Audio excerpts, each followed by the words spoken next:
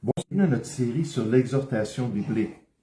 Bienvenue à ce rappel d'une grande responsabilité présentée par le Seigneur aux chrétiens de son Église, aux enfants de Dieu qui veulent faire partie de la solution dans l'assemblée chrétienne et qui veulent plaire à leur Dieu en toutes choses. Le docteur Joel Beeke rappelle que l'Assemblée des saints n'est pas un club social, mais un fourneau spirituel. J'aime ce qu'il dit. Il nous est commandé non seulement de nous réunir, mais de se considérer les uns les autres pour nous exciter à l'amour et aux bonnes œuvres. Ça, c'est dans Hébreux chapitre 10, verset 24. Cette exhortation mutuelle est le mécanisme essentiel que Dieu utilise pour empêcher le troupeau de s'endurcir le cœur dans le péché et de s'éloigner de la foi. Nous sommes réunis dans l'Église non pas pour notre confort personnel, mais pour notre préservation mutuelle et notre aiguisage spirituel. Amen. Comme c'est bien dit, notre préservation, notre aiguisage. Donc, l'exhortation, c'est un rôle pour chaque chrétien. Une responsabilité pour chaque enfant de Dieu. Et l'efficacité de chacun va dépendre, entre autres, parce qu'il y a différents facteurs, mais ça va dépendre de l'attitude avec laquelle on va pratiquer notre exhortation. La manière qu'on va s'y prendre pour reprendre et encourager un frère ou une sœur dans le Seigneur. Puis juste avant de terminer notre introduction, on a 10 leçons d'introduction, puis après ça, 10 leçons pratiques sur comment et sur quoi on devrait s'exhorter les uns les autres.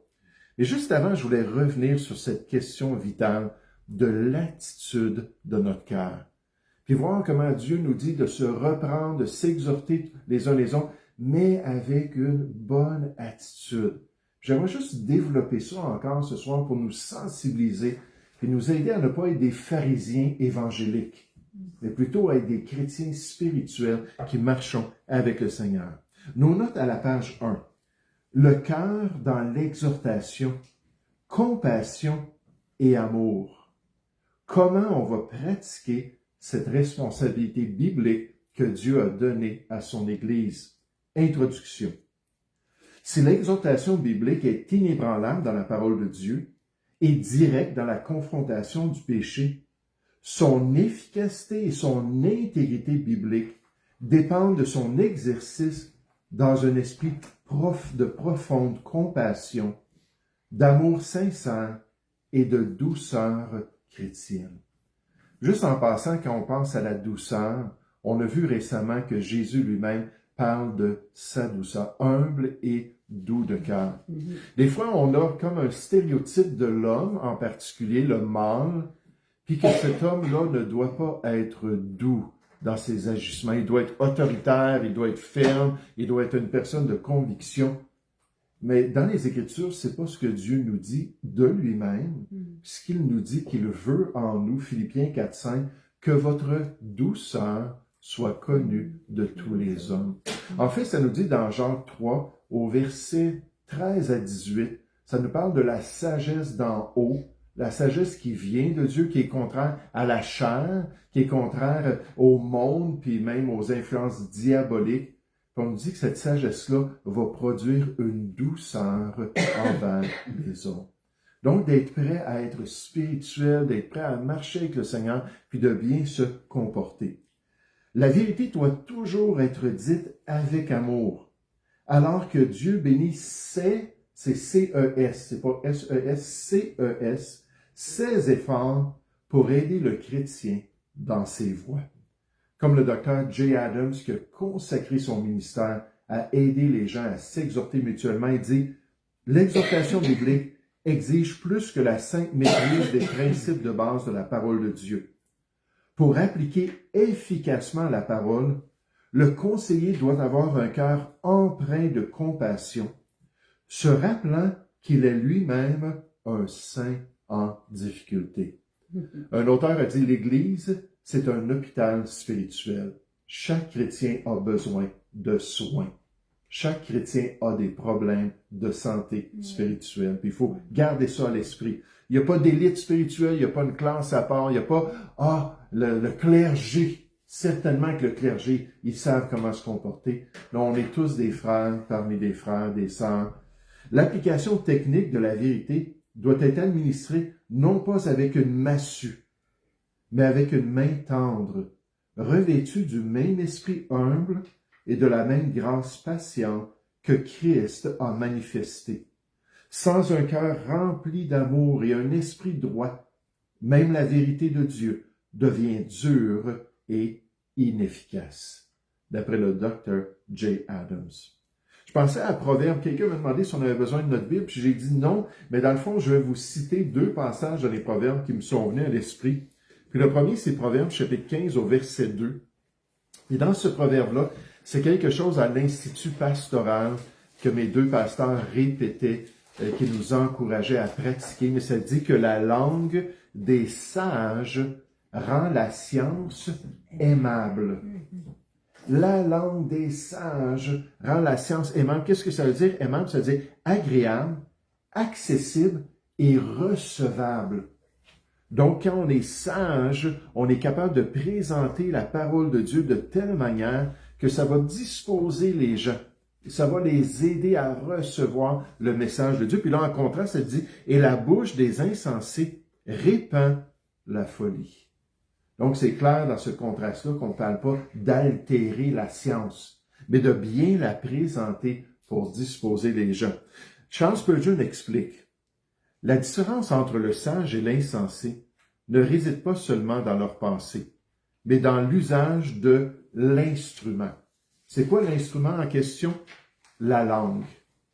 Le sage, riche de connaissances, fait preuve de retenue et de prudence, veillant à ce que ses paroles soient comme un courant doux et dirigé qui recommande et applique véritablement la vérité.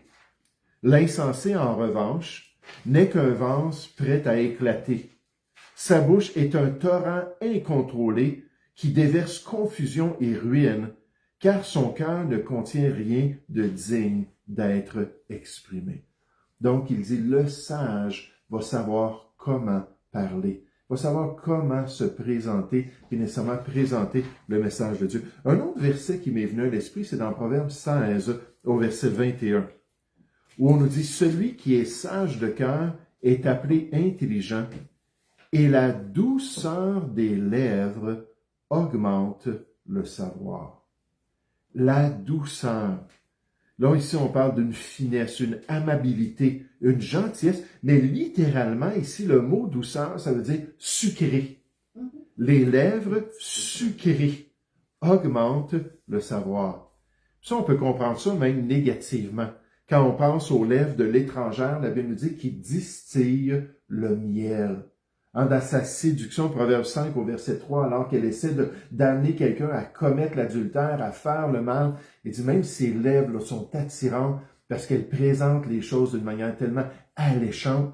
On voit dans Proverbe chapitre 7 un exemple de cela. N'est-ce pas? Un jeune homme qui est séduit par une femme étrangère et on nous dit à force de paroles, elle vient qu'à le séduire, elle vient qu'à le convaincre de commettre le mal.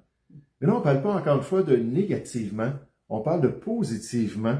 Pour faire ce qui est bien, on doit avoir des lèvres sucrées ou des lèvres douces qui attirent les gens à la vérité de Dieu. Le docteur Derek Kidner explique le sens de ce proverbe de Salomon lorsqu'il dit « La véritable sagesse n'est jamais bruyante ni agressive. Elle est perspicace et gracieuse dans sa transmission. Le sage de cœur n'est pas seulement celui qui possède la connaissance, mais celui qui possède le savoir pour la transmettre. Ce savoir est ancré dans la douceur de la parole. C'est cette douceur et cette considération qui ouvre l'oreille de l'auditeur et rend la vérité convaincante. Car la vérité délivrée sans grâce est souvent perçue comme une attaque, tandis que la vérité revêtue de bonté est accueillie avec empressement. Et c'est certainement nécessaire dans notre exhortation mutuelle d'avoir la bonne attitude. Regardez quelques versets du Nouveau Testament à la page 1 qui nous rappellent cela. Des versets du Nouveau Testament, Galates 6, versets 1 et 2. Quel beau passage! On le dit, frères, Si un homme vient à être surpris en quelque faute, donc un chrétien qui a besoin d'aide, qui a besoin de soutien, qui a besoin d'être redressé, mais s'il est surpris en quelque faute, vous qui êtes spirituel, pas charnel, spirituel, donc dirigé par l'Esprit de Dieu, des chrétiens matures, on nous dit, redressez-le, cet homme-là, avec un esprit de douceur. Dieu nous le commande, redressez-le avec un esprit de douceur. Prends garde à toi-même de peur que tu ne sois aussi tenté, parce que nécessairement en face des faiblesses des autres, des fois on pense qu'on est meilleur, qu'on devient orgueilleux. Prends garde à toi-même. Puis on nous dit, portez les fardeaux les uns des autres, et vous accomplirez ainsi la loi de Christ. Ce verset est fondamental puisqu'il décrit clairement l'attitude nécessaire dans l'exhortation biblique.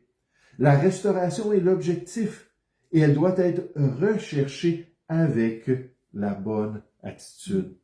Le docteur John MacArthur explique que lorsque Galates 6.1 nous ordonne de redresser un frère pris en faute avec douceur, il établit la condition absolue nécessaire de toute correction spirituelle. On ne peut prendre au sérieux le péché de son frère sans prendre au sérieux sa propre fragilité. Je veux juste penser au Seigneur Jésus, n'est-ce pas, qui a dit, au lieu de regarder la paille dans les yeux de son prochain, de considérer que nous, on a une poutre dans notre propre œil, que probablement qu'on a des choses bien pires que l'autre qu'on est en train de mépriser. Puis là, ça nous appelle à une autocritique. Ça nous appelle à nous examiner, nous juger nous-mêmes, puis nécessairement à être humble devant Dieu. La douceur est nécessaire, car le conseiller doit se rappeler que la tentation qui l'a pris au piège est toujours à sa porte. L'objectif est de relever celui qui est tombé, et donc non de se mettre sur un piédestal et de juger, de peur que l'orgueil qui vous a élevé ne soit celui-là même qui vous fait tomber. Je pense juste dans Luc chapitre 18. Vous vous rappelez la parabole du Seigneur Jésus, deux personnes qui vont au temple. Un est un pharisien, puis l'autre est un publicain. Puis qui des deux est rentré chez lui justifié? Le publicain. Qu'est-ce qu'il a fait, le publicain? Il s'est abaissé, puis il n'osait même pas regarder au ciel, puis il dit, sois apaisé envers moi, qui suis un pécheur. Mais l'autre, qui faisait son pédigree spirituel, les pharisiens étaient connus comme l'excellence dans le monde religieux juif, la secte la plus rigide, Paul le dit. Puis lui, qu'est-ce qu'il a fait? Il s'est élevé. Puis il n'a même pas rien demandé à Dieu. Il a juste dit, Dieu, je suis tellement bon. Et celui-là est retourné chez lui sans l'exaucement de Dieu. Il a perdu son temps à aller devant Dieu à cause de son orgueil. Donc, on nous parle de cette attitude-là. Regardez un autre beau verset, toujours à la page 1. Éphésiens 4, au verset 15. Mais professant la vérité dans l'amour, nous croîtrons à tous égards en celui qui est le chef, Christ. Donc, si on professe tous ensemble la vérité dans l'amour, on nous parle de l'Église, on nous parle du ministère de développement spirituel dans l'Église, pour nous amener de plus en plus à l'image parfaite de Christ, à cette stature parfaite-là. Et si on a la bonne attitude lorsqu'on se parle mutuellement, la Bible nous dit qu'on va croître tous ensemble à tous égards dans les voies du Seigneur. La vérité ne doit jamais être séparée de l'amour. C'est l'équilibre essentiel. La vérité dure repousse, la vérité aimante transforme. Avez-vous remarqué ça? La vérité dure repousse, la vérité aimante transforme. Je pense à un autre beau passage dans le livre des Proverbes, Proverbe 27 au verset 9, pour ceux qui le prennent en note. On a dit, les conseils affectueux d'un ami sont doux. Les conseils affectueux d'un ami, en fait, littéralement, sont sucrés. Puis je ne sais pas pour vous si vous avez une dent sucrée comme moi, mais quand je mange un bon dessert, ça vient mettre, si on pourrait dire, la cerise sur le sundae de mon repas. Puis comme c'est bon. Et là, on nous parle de ces conseils-là qui sont délicieux, qui sont alléchants, Pourquoi? Parce que c'est affectueux, ça vient d'un ami et c'est fait dans le bon esprit pour la gloire de notre Dieu. Colossiens 3 au verset 12, dans le contexte de conflit dans l'Église. On dit ça au verset 13. Si vous avez contre votre frère, s'il y a un sujet de se plaindre, il y a un problème, une tension, on nous dit ainsi donc, comme des élus de Dieu, saints et bien-aimés, revêtez-vous d'entrailles de miséricorde. Encore une fois, on nous donne la responsabilité. Dépouillez-vous de votre méchanceté. Dépouillez-vous de votre vieille manière d'agir. Puis revêtez-vous en Jésus-Christ d'entrailles de miséricorde, de bonté, d'humilité, de douceur, de patience, pour pouvoir s'entraider dans les voies de Dieu. Au verset 14, ça nous parle de l'amour qui est le lien de la perfection dans l'Église de Jésus-Christ, qui nous permet de grandir dans les voies de Dieu. Ce sont des vertus chrétiennes qui devraient caractériser tous les croyants, mais qui sont particulièrement cruciales pour quiconque cherche à exhorter ou à conseiller autrui. De vraiment s'assurer d'avoir la bonne attitude. Tout à l'heure, je vous donne un exemple d'une grosse bévue que moi j'ai fait dans le ministère ici, à l'Église du Bon Berger. Puis comment est-ce que j'étais tout de suite conscient que c'était une erreur. Mais je vous partage ça dans un instant. 1 Thessaloniciens chapitre 2, Paul, dans son ministère à Thessalonique, il dit, nous avons été pleins de douceur. Plein de douceur. Donc, tolérance zéro pour la dureté, la rudesse. Il dit, on n'a pas pratiqué ça. On était plein de douceur au milieu de vous. De même que nourrissent, on voit l'image, l'analogie d'une maman qui est en train de prendre soin d'un nouveau bébé, qui l'allaite, puis qui prend soin de son bébé, qui le nourrisse, qui prend un tendre soin de ses enfants.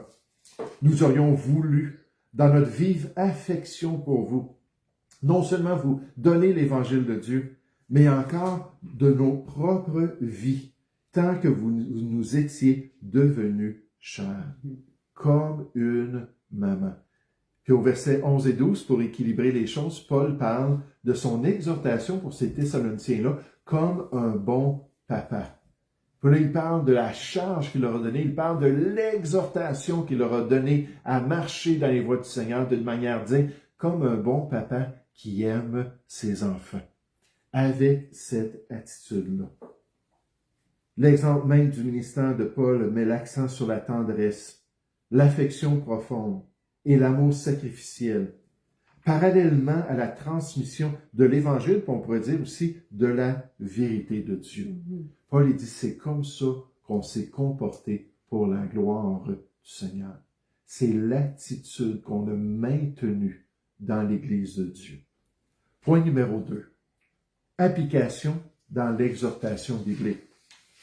La puissance de l'exhortation mutuelle ne provient pas de la dureté, du jugement ou de l'intellectualisme froid. Elle déroule plutôt de l'intersection de la vérité parfaite de Dieu et de son amour parfait. Le chrétien en soutien, en tant qu'instrument de Dieu, doit refléter ce caractère divin. Je vous donne quelques exemples. La lettre A. L'amour comme motivation. Pourquoi est-ce qu'on fait les choses? Dieu nous dit que ça devrait toujours être à cause de notre amour. 1 Corinthiens 16 au verset 14, on nous dit que tout ce que vous faites, c'est un principe de vie qui s'applique en toutes choses, que tout ce que vous faites se fasse avec amour.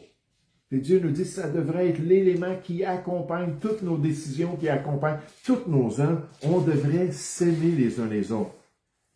Le souci sincère du croyant pour le bien-être spirituel de la personne en besoin et la gloire pour Dieu doit être sa force motrice.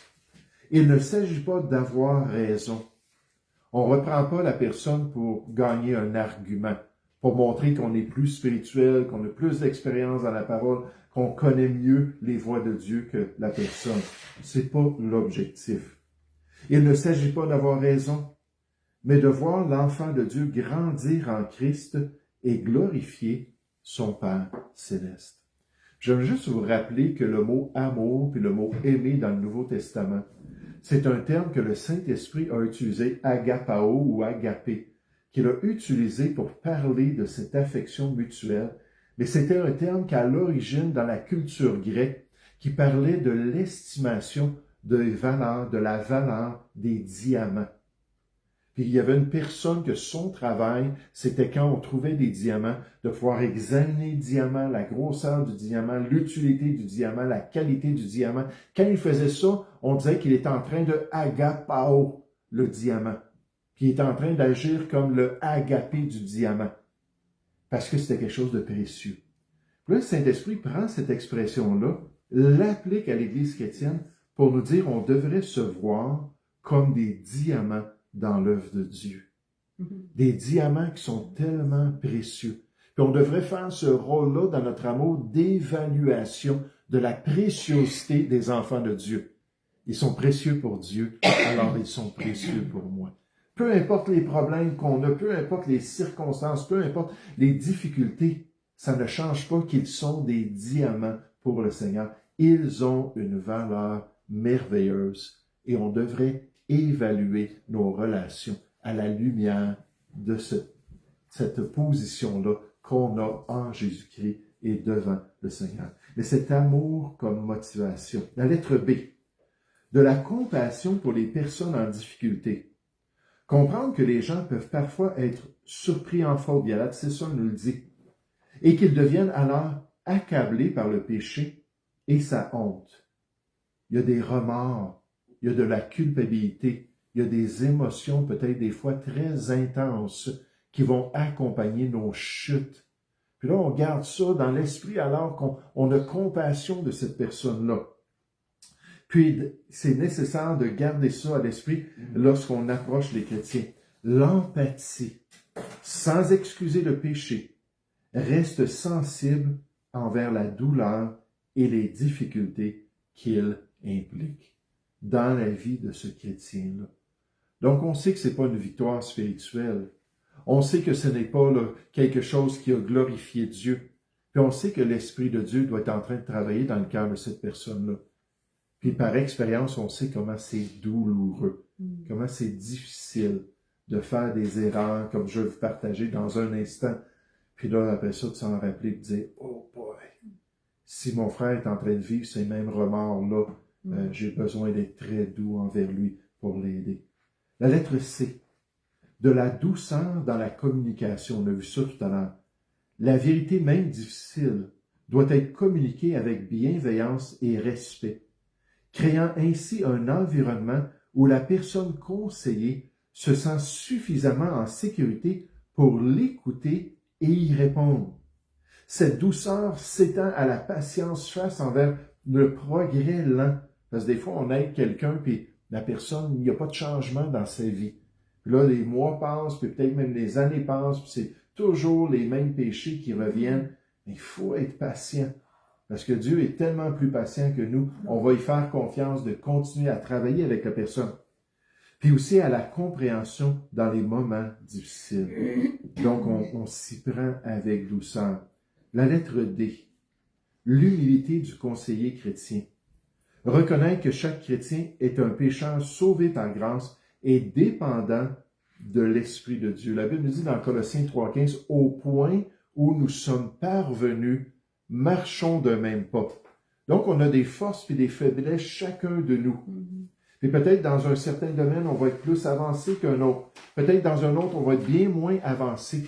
Mais chacun de nous, on doit continuer à aller de l'avant avec un esprit humble, sachant que on est bien disposé, mais la chair demeure, fait bon bronche de toutes sortes de manières. Prends garde à toi-même, on nous dit dans Galates 6, de peur que est essentiel pour conserver la bonne attitude. Cela prévient l'orgueil dans l'exhortation. Et la Bible nous dit que Dieu résiste à qui? Aux orgueilleux. Pardon, aux orgueilleux.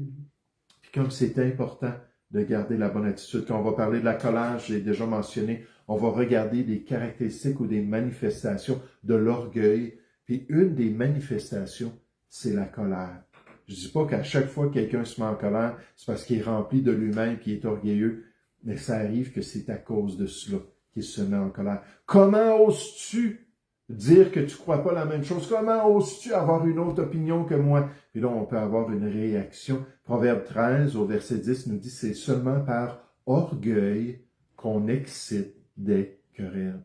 Ça arrive dans un couple, ça arrive dans la famille, ça arrive à l'église, où on va avoir des tensions parce qu'on pense qu'on est tellement meilleur que les autres. Je vous explique ce qui s'est produit. On parle d'il y a quand même quelques années de cela. Il y avait un chrétien dans l'assemblée. Après une réunion le dimanche soir, les gens sont partis. Puis on est resté, lui, il est resté parce qu'il dit, il faut que je vous parle. J'ai dit, OK, il n'y a pas de problème. Puis il y a deux autres chrétiens, deux autres hommes qui sont restés aussi, qui étaient là. Un qui était un nouveau sauvé. Quelqu'un qui, pendant la COVID, a vu qu'il y avait des pasteurs qui n'avaient pas peur de prendre position sur certains sujets sociaux. Il m'a contacté. J'ai commencé à lui témoigner au téléphone. Je suis allé visiter, puis il a accepté le Seigneur. Puis là, il a déménagé de Saint-Hyacinthe à ici. Il a commencé à assister à l'Assemblée. C'est un tout nouveau chrétien. L'autre chrétien qui était là aussi, qui attendait que j'aie terminé avec le chrétien principal, c'était quelqu'un d'une autre assemblée qui venait parce qu'ils n'avaient pas de réunion le dimanche soir. Puis moi, j'empêche pas des gens de venir tant qu'ils sont pas militants. Ça peut être des gens, des adventistes, ça peut être des personnes qui sont pentecôtistes ou d'une autre dénomination. Puis s'ils respectent que nous, on voit pas les choses pareilles, ben on va bien s'entendre. Malheureusement, lui, c'était quelqu'un qui était assez militant et qui était calviniste. Puis, il n'arrêtait pas de partager ses idées calvinistes. Puis, ça faisait quand même plusieurs fois qu'on en discutait ensemble, parce que moi, je suis pas un arménien en passant. Je suis pas arménien, je me considère un bibliciste. Puis, un nouveau terme que j'ai appris, c'est le calminien. Donc, calviniste puis arménien, on les met ensemble, puis là, ça fait un calminien.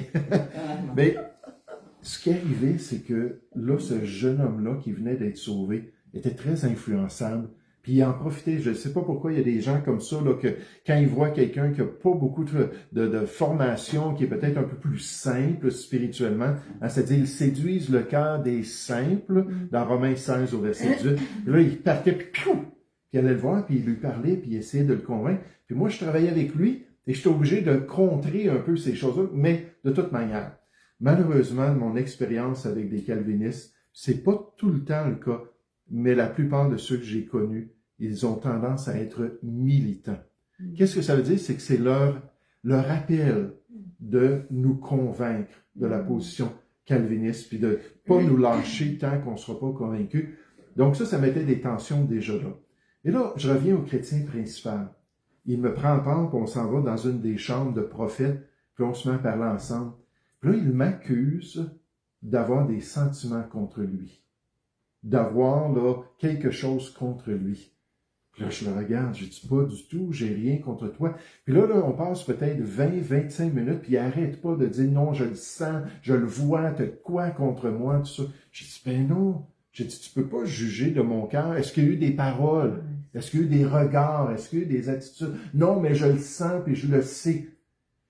Puis là, finalement, on s'entend que je vais m'investir encore plus en lui, puis je vais lui prouver que je l'aime, puis qu'il n'y aura pas de tension. Mais il part en disant, mais je le sais, là, que c'est pas vrai, là, que vous avez quelque chose contre moi.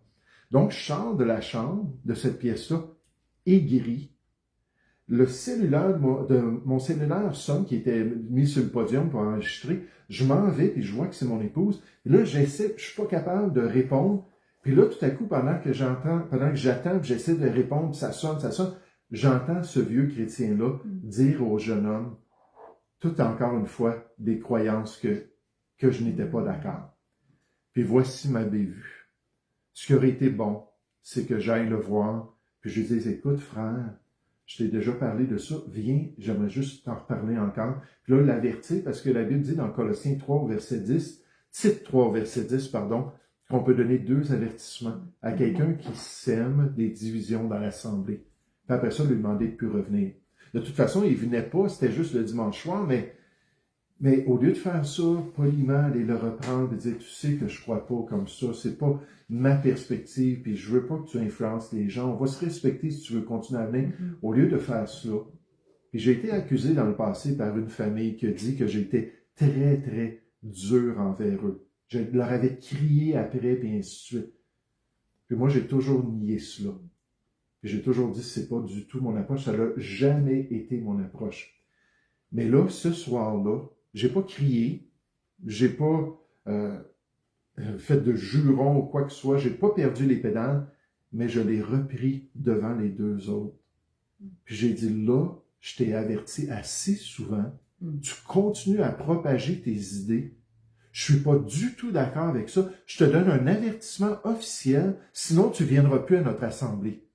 Là, les trois personnes étaient toutes surprises Encore une fois, j'ai pas crié, mais j'étais très catégorique. Tu ne peux pas continuer à faire ça. Là, ils sont partis.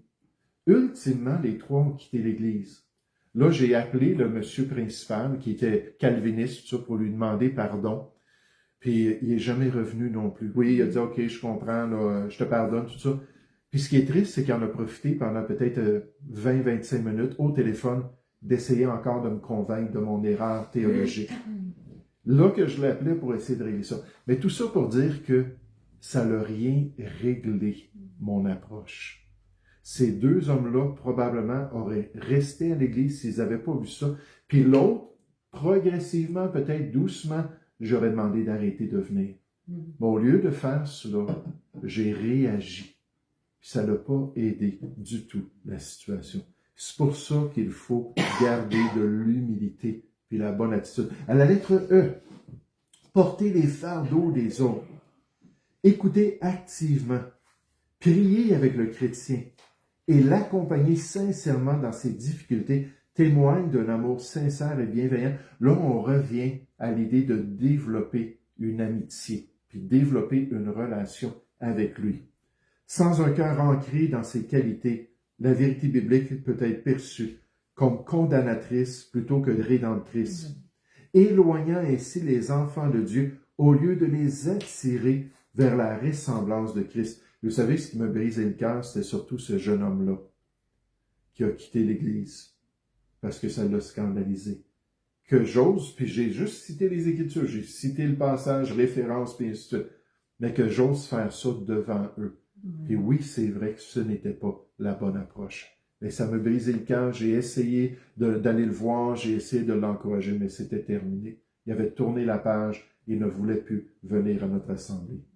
Le cœur aimant du chrétien, en soutien, ouvre la voie à la pénétration et à la transformation de la vérité de la parole de Dieu dans le cœur du croyant en besoin. Le docteur Ken Sorrells confirme que les Écritures nous commandent d'utiliser l'exhortation fondée sur la parole.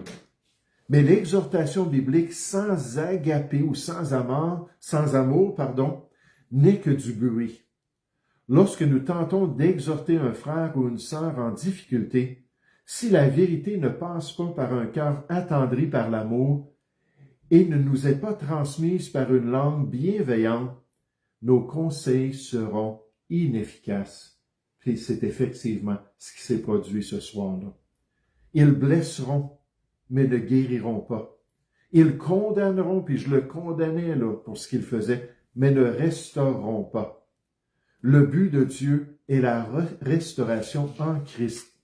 Et seul l'amour donne à sa vérité toute sa force de persuasion. Regardez en terminant la page 2, toujours le point numéro 3, application pratique pour aujourd'hui. Pour le chrétien en besoin, il faut qu'il reconnaisse que les conseils bibliques authentiques, même convaincants, émanent d'un cœur qui désire sincèrement son bien et la gloire de Dieu. Il doit donc être ouvert à entendre ces vérités difficiles puisqu'elles sont exprimées avec amour pour son bien puis pour son changement dans les voies de Dieu. La Bible nous dit dans Jacques 1 au verset 21 que la personne doit recevoir avec douceur la parole de Dieu. Puis le mot douceur, là, ça veut dire docilité, une soumission, un désir de changer. Puis on écoute pour apprendre et ensuite pour changer dans les voies de Dieu. Pour le chrétien en soutien, celui qui veut aider les autres chrétiens, avant de donner un conseil, une réprimande ou une direction, examinez votre propre cœur. Est-ce qu'il y a peut-être un pieu dans notre œil alors qu'on essaie d'enlever la poutre, une poutre dans notre œil alors qu'on essaie d'enlever la paille dans les yeux d'autrui, il faut s'examiner. Votre motivation est-elle sincère? Faites avec amour et compassion pour l'autre. Êtes-vous prêt à dire la vérité avec douceur et patience? Priez pour un cœur semblable à celui de Christ envers ceux que vous cherchez à aider, pour toujours avoir la bonne disposition. Vous savez, je remercie Seigneur qu'on apprend de nos erreurs. Puis cette situation-là m'a toujours marqué. Les circonstances, la pression que je chantais par quelqu'un qui m'accusait, moi je crois vraiment faussement. Puis tout ce contexte-là, le cellulaire, je suis pas capable de répondre, mon épouse m'appelle, il faut que je retourne à la maison. Puis là, j'entends cette discussion-là. Mais toute cette situation-là me rappelle que quand on est sous une pression quelconque, c'est jamais bon de réagir. C'est jamais bon de s'empresser à dire quelque chose. Il faut vraiment rester calme. Ma mère disait toujours de tourner ma langue. C'était quoi, 10 ou 12 fois? 7 fois? OK, voyez-vous. Je ne l'ai pas écouté quand elle disait ça. 7 fois avant de parler. Par contre, je me souviens qu'elle disait toujours que le silence est d'or, la parole est d'argent et le silence est d'or. Mais point de réflexion ou d'action pour aujourd'hui. Pensez à une personne dans votre vie avec qui vous avez une relation difficile ou qui a besoin d'une vérité difficile. Avant de parler, priez intentionnellement votre Père Céleste. Des fois, les gens viennent me prendre et disent, est-ce qu'on pourrait aller dans une autre pièce? On aurait besoin de parler. Puis là, il faut juste s'arrêter, puis Seigneur, guide-moi. Seigneur, utilise-moi. Permets-moi d'être efficace dans la vie de cette personne-là. Mais priez intentionnellement votre Père Céleste, afin qu'il remplisse votre cœur de compassion et de douceur envers elle, en demandant la grâce de dire la vérité avec amour. Ainsi, vous ne serez pas un obstacle dans le processus de croissance et de rétablissement de votre frère, et vous ferez ainsi partie de la solution dans sa vie nécessairement pour la gloire de notre Dieu. Que Dieu nous utilise tous dans ses voies et dans son Église, qu'il nous remplisse de son Saint-Esprit et de son beau fruit pour être effectivement utile et efficace dans l'exhortation que le Seigneur s'attend que nous pratiquions les uns envers les autres.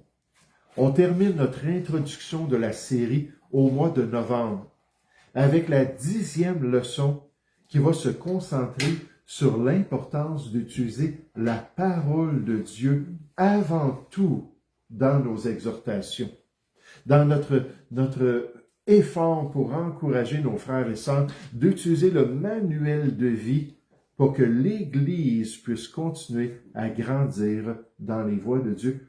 Et ça sera de la prochaine leçon.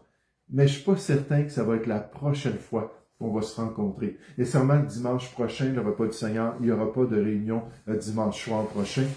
Mais l'autre dimanche après, je pense, puis je prie là-dessus, que je vais vous parler de ma croyance concernant l'Halloween.